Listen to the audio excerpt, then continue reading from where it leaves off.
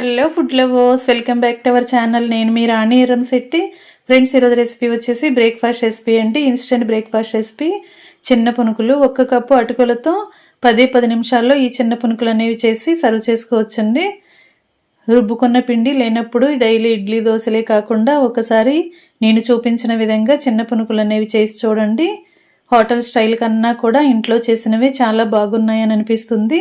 ఆ ప్రాసెస్ అంతా చూద్దాం. వీడియోని ఫస్ట్ నుంచి లాస్ట్ వరకు స్కిప్ చేయకుండా చూడండి.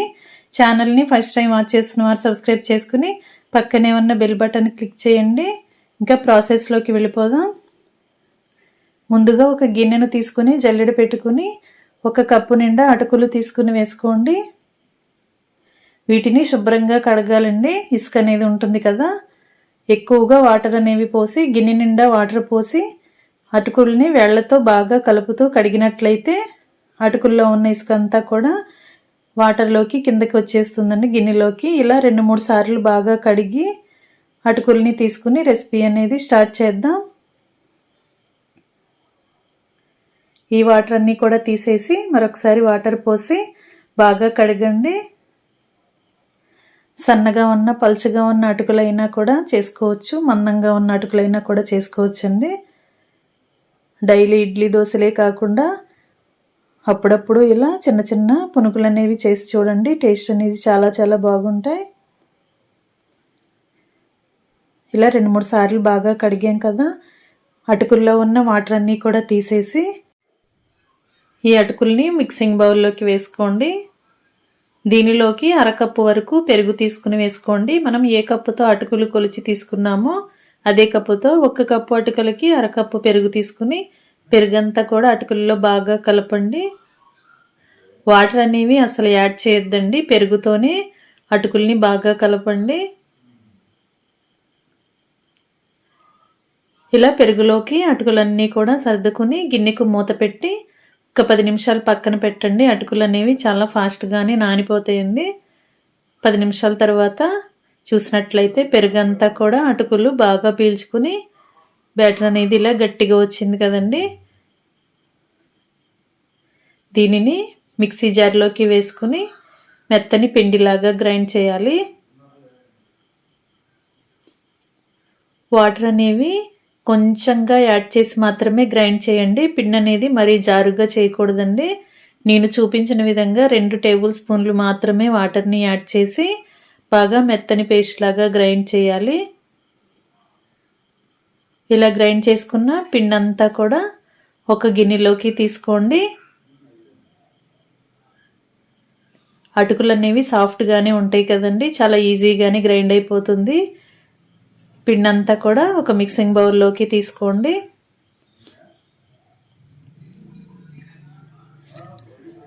మనం ఏ కప్పుతో అయితే అటుకులు పెరుగు కొలిచి తీసుకున్నామో అదే కప్పుతో కప్పు అటుకులకి 1/2 కప్పు వరకు మైదా పిండిని వేసుకోండి.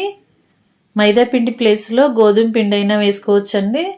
అలాగే సన్నగా కట్ చేసుకున్న పచ్చిమిర్చి ముక్కల్ని, అల్లం ముక్కల్ని వేసుకుని సన్నగా కట్ చేసుకున్న కొత్తిమీరని, కరివేపాకుని వేసుకుని 1/2 టీ స్పూన్ వరకు జీలకర్రని వేసుకుని సన్నగా కట్ చేసుకున్న ఉల్లిపాయ ముక్కలు కూడా యాడ్ చేసుకోవచ్చండి. మీకు నచ్చితే ఉల్లిపాయ ముక్కలు కూడా యాడ్ చేసుకోండి. అలాగే టేస్ట్కి సరిపడా సాల్ట్ కూడా వేసుకుని మనం వేసిన ఇంగ్రీడియంట్స్ అన్నీ కూడా అటుకుల్లో కలిసేంత వరకు బాగా కలపండి. బ్యాటర్ అనేది గట్టిగా ఉంది అని అనిపిస్తే కొంచెం కొంచెంగా మాత్రమే వాటర్ని యాడ్ చేయండి. ఒకేసారి ఎక్కువగా పోయొద్దండి. మనం వేసిన ఇంగ్రీడియంట్స్ అన్నీ కూడా అటుకుల పిండిలో బాగా కలిసేంత వరకు గరిటెతో కానీ చేత్తో కానీ పిండిని బాగా కలిపి గిన్నెకు మూత పెట్టి 10 నిమిషాల పాటు పక్కన పెట్టండి. మైదా పిండి అంతా కూడా నాని ఉంటుంది. మైదా పిండి నానినట్లయితే పునుకులు అనేవి చాలా సాఫ్ట్గా పొంగుతూ వస్తాయండి. 10 నిమిషాల తర్వాత బ్యాటర్ అనేది ఈ విధంగా వచ్చింది.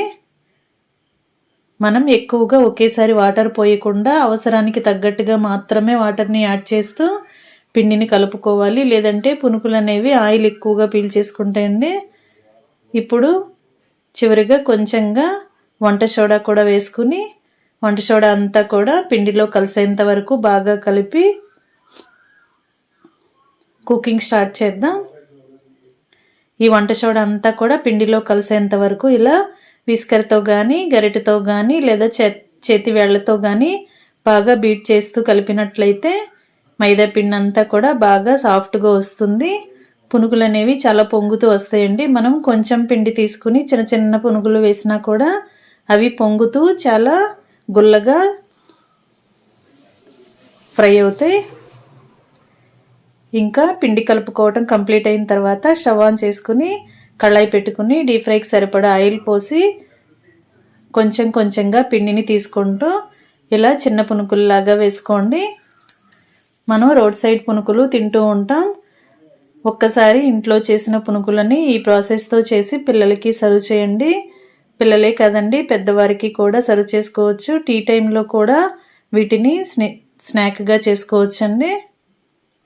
మార్నింగ్ బ్రేక్ఫాస్ట్ టైంలో ఇడ్లీ దోశలకి ఎలాంటి పిండి రుబ్బుకున్న పిండి లేనప్పుడు 10 నిమిషాల్లో కప్పు అటుకులతో, అరకప్పు మైదా పిండితో, అరకప్పు పెరుగుతో చాలా సింపుల్గా చాలా చాలా టేస్టీగా ఈ చిన్న పునుగులు అనేవి సర్వ్ చేసుకోవచ్చు.